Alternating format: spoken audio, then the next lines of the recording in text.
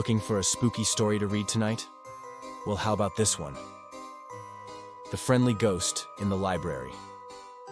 One chilly Halloween night, Mia and her friends stopped by the old town library. Everyone said it was haunted, but the kids weren't afraid.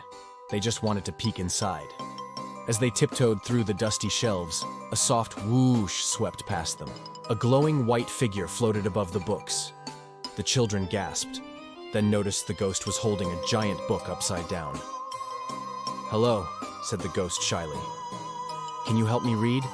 I've been trying for 100 years, but the letters always dance around." Mia smiled. "Of course we can. But first, you have to join our Halloween party." So the ghost joined the children in their spooky celebration.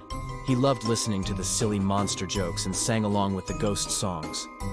But when the clock chimed midnight, the ghost's glow began to fade. "I have to get back to guarding the library," he said sadly. "It's my job to protect all these books and make sure nobody gets hurt." Then he disappeared with a final wave.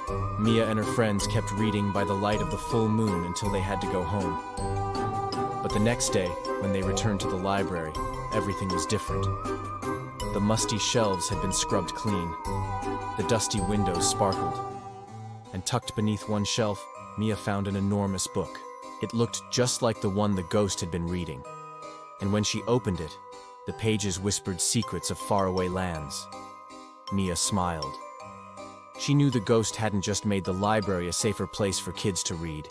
He'd also made it a little more magical.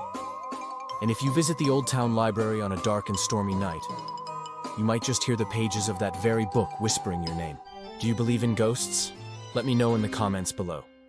Our next story is about a boy who wasn't scared of anything.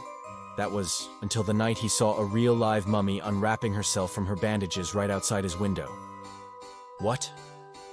Well, let me explain. Tommy was known as the bravest boy in the world. He wasn't scared of spiders or the dark or even mean old Mr. Whiskers, the alley cat. So when Halloween night rolled around, Tommy wasn't worried about going door to door in the creepy old Victorian neighborhood. He got a big thrill out of knocking on doors and yelling, "Trick or treat," as fast as he could say it.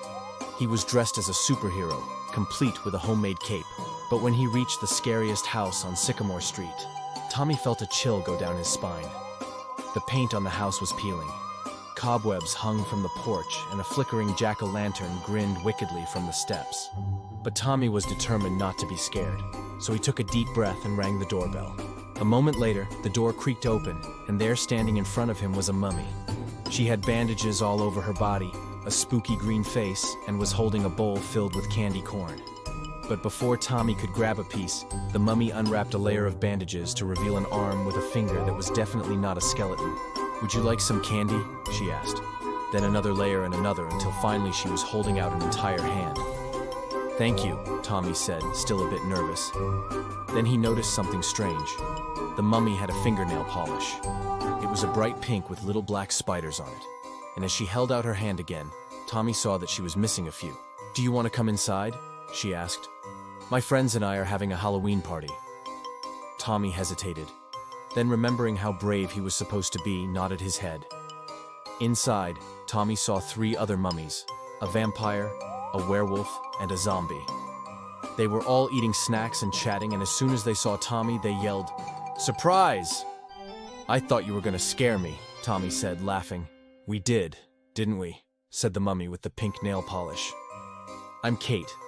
Want to play some games?" And for the rest of the night, Tommy wasn't scared at all. He played charades with a vampire, danced with the werewolf, and even taught the zombie how to do the monster mash. And when he went home, he peeled off his superhero costume and put on his pajamas with a big smile on his face. Maybe being brave isn't about not being scared at all, but about knowing that sometimes the things that scare us the most can turn out to be the bestest, funnest friends. Which story should we read next? The not-so-scary mummy or the friendly ghost? Let me know in the comments below. And don't forget to like this video if you haven't already. And I'll see you next time for more spooky stories. Bye.